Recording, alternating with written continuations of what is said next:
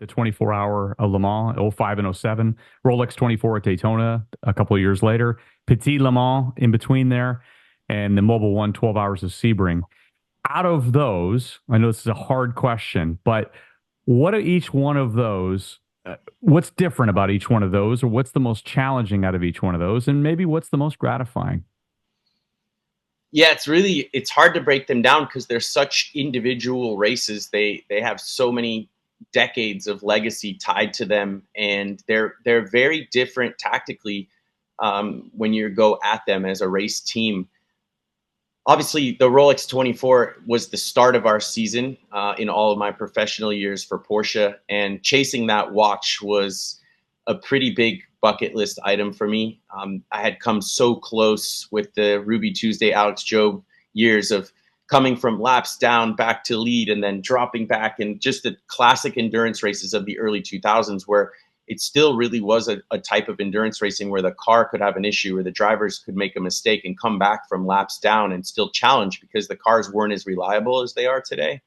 Sebring, just such a tough, physically, mentally demanding race. My memories of going to Sebring 2006 and lining up, suiting up for Roger Penske in the RS Fighter program, that's definitely one of the biggest memories in my career.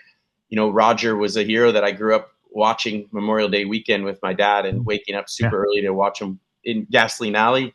And then Le Mans, what can you say? I mean, that's really probably the biggest memory. It's, you know, 400,000 people, one of the largest spectacle sports around, and so international and so fast. That racetrack, everybody hears the word Le Mans, you know about the Steve McQueen movie, but once you get out there on the Mulsanne Straight, you realize how fast you're going. So that one and the end of the race, standing on the podium over everybody who's been let onto the racetrack, all the spectators and fans. Yeah, it's hard to pick one, but I guess I would go with Le Mans. It's the halo event for sports car racing. Yeah, totally, totally. And in fact, we talked to Jimmy when he went over with John Doonan and the Garage 56, the NASCAR team there a couple of years ago. What an experience all of that was. Jensen driving as well. It what struck me about it first time being there, and fortunately there on the 100th anniversary, was just the spectacle of it all and the feeling of it and the smell in the air and the 24 hours. It is, if you haven't been, right, Patrick, it is absolutely racing's brass ring, isn't it?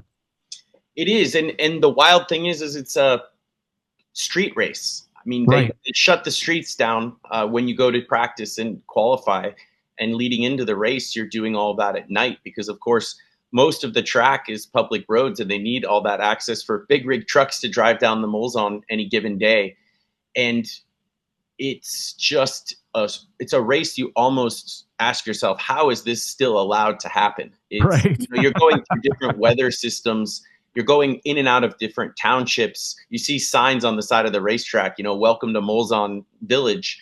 And you know, it's incredible. You're out there for hours on end in the middle of the night, and it's sort of like being on a highway, and there's very little traffic and there's no speed limit, and you're just booking along. There's 4 different classes out there, so different cars passing different classes at different times, and huge closing rate speeds.